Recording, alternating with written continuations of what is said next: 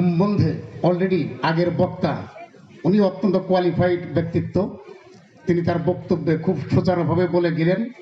এবং একই সাথে আমাদের এই শ্রদ্ধেয় যিনি আমাদের বাম পাশে বসে আছেন, আমাদের সেই হজরত মাওলানা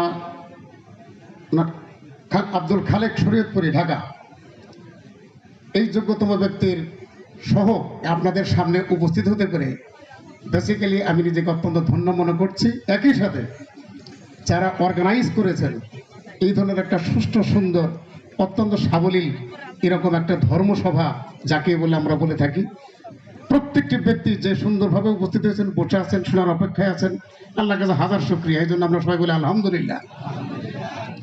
আরও উপস্থিত আছেন মুফতি তাসলিম আহমেদ সাহেব, মুফতি শামসুল হক উসমানী সাহেব, মুফতি সালাহ আহমেদ মহিদ সাহেব, মুফতি আব্দুল বাসির যুক্তিবাদী সাহেব, হাফেজ মৌলানা মুফতি আব্দুল হাকিম, হাফেজ মৌলানা মুস্তাফিজুর রহমান সাহেব।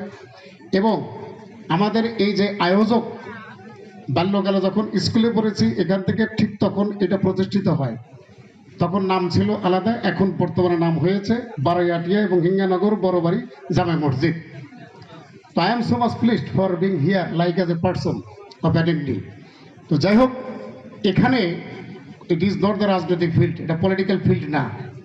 এই ফিল্ডে বক্তব্য দেওয়ার মতো ক্ষমতা আমার মতো আরও যে সমস্ত বড় বড় নেতা বাংলাদেশে আছেন কারোই নাই। কারণ এটা হলো মহান আল্লাহ তাআলা এবং আল্লাহ রসুলের শানে নজুলের অনুষ্ঠান। এই অনুষ্ঠানে আমি যেমন একজন আইনজীবী, আমি আইন বিষয়ে বিশেষ পারদর্শী, কিন্তু এখানে যে বিশেষ পারদর্শী তারা এখানে উপস্থিত।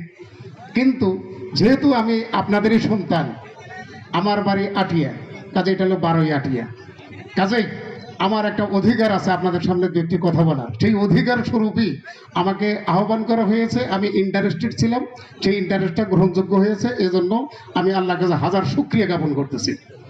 যাই হোক, আমি ধর্মের কথা বলবো না, আমার ভাই, আমার সহপাঠী বলি, অ্যাজ এ মানুষ হিসাবে সহপাঠী বলতে পারি, কিন্তু বিশেষ ব্যক্তি হিসাবে আগের বক্তা ইমানি শক্তি সম্বন্ধে বলে গিয়েছেন। সেই ইমানি শক্তি আমাদের বিশেষভাবে একটু দুর্বল আছি আমরা, ইমানি শক্তিকে আমাদের বৃদ্ধি করতে হবে। আবু জেহেল, আবুল আহাব, হিন্দু, বৌদ্ধ, খ্রিস্টান সকলে আল্লাহকে বিশ্বাস করে, কিন্তু পালন করেন না ধর্মের কাজ। যেহেতু পালন করেন না, সেহেতু তারা মুসলিম হিসাবে তারা আখ্যায়িত হতে পারে না। এটাই কিন্তু উনি বলে গিয়েছেন, আর এটা আমি শিখলাম তার কাছ থেকে। যাই হোক, আমিও যেহেতু আমি ইসলামিক লয়ের উপরে ডিগ্রি আছে আমার, ইংল্যান্ড থেকেও ডিগ্রি।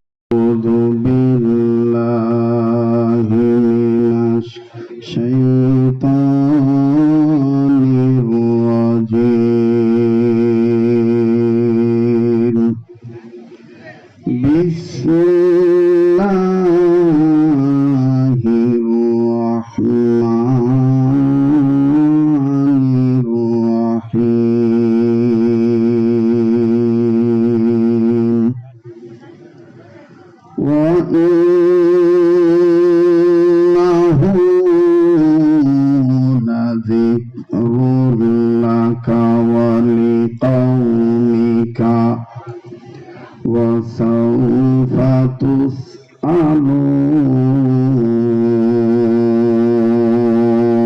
تسألون. وقال رسول الله صلى الله عليه وسلم خيركم من تعلم القرآن وعلمه أو كما قال عليه الصلاة والسلام.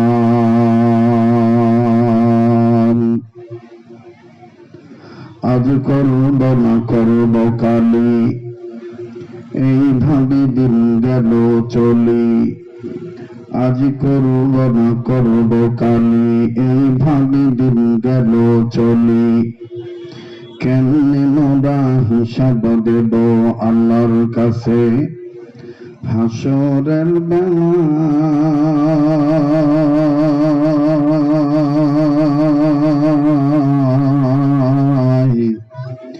দিন ফুরিয়ে যায় রে আমার, দিন ফুরিয়ে যায়। একদিন তোর মাটির দেহ থাকবে না রে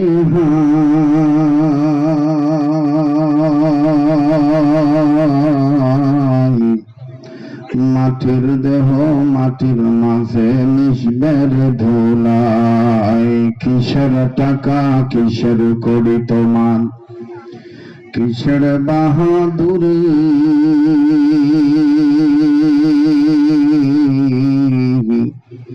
সঙ্গে তোমার কেউ যাবে না, পুরুষ কিংবা নারী। তুমি মানুষ যেদিন মারা যাবে, ছেলে কাঁদবে মেয়ে কাঁদবে, কেঁদে বলবে বাপ,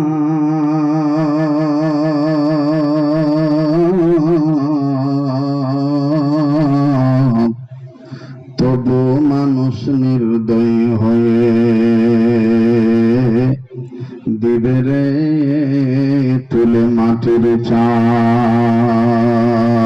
মালো আউলা দাদবে মানা দুশ্মনাত, গরছে নসদিক তো চশमे के रोशनाद। माल दुनिया खोके सारा राधहान, आखिरत तर हिजगरे राधहान।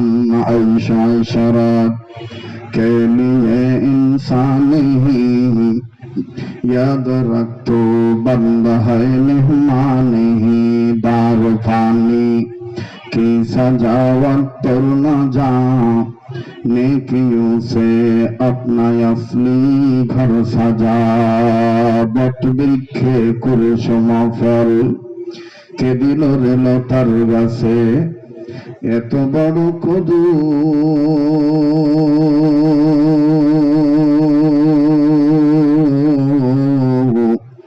কার ইশারায় মৌমাছিরা মৌচাকে দেয় মধু। শিমুল গাছে কে দিল রে নরম নরম তুলা,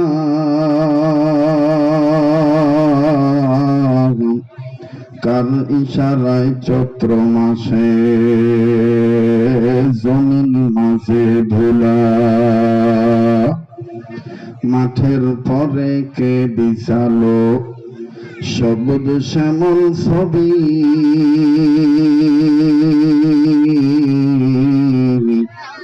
সকাল বেলায় কে উঠায় রে আবির রঙ্গা রবি। আম গাছে আমকে দিল রে লিচুর গাছে লিচু,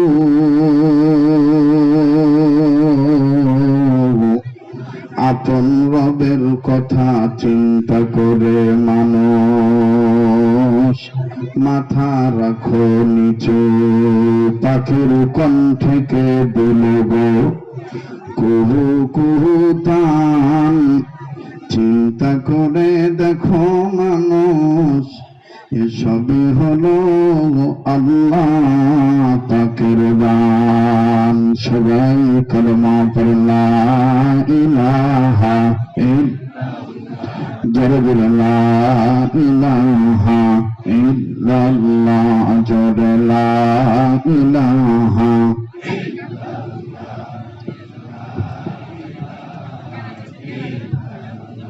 আলহামদুলিল্লাহ রাব্বিল আলামিন। ভাই সকল, কালেমা তৈবার সাথে কারো কোনো দুশ্মনী আছে? লা ইলাহা ইল্লাল্লাহ জোরে পড়লে কি কোনো সমস্যা হবে? যারা বসেছেন একটু সামনের দিকে চেপে চেপে বসেন। দীর্ঘদিন নাগরপুর দেলদুয়ার বৃহত্তম টাঙ্গাইল জেলায় আমার আশা অনেকটাই কমতি হয়েছে। আজকে অনেক মানুষ বিশ্বাস স্থাপন করতে পারে নাই যে আমি আসব। অনেকেই প্রপাগান্ডা ছড়াইছে যে হুজুর আসবে না।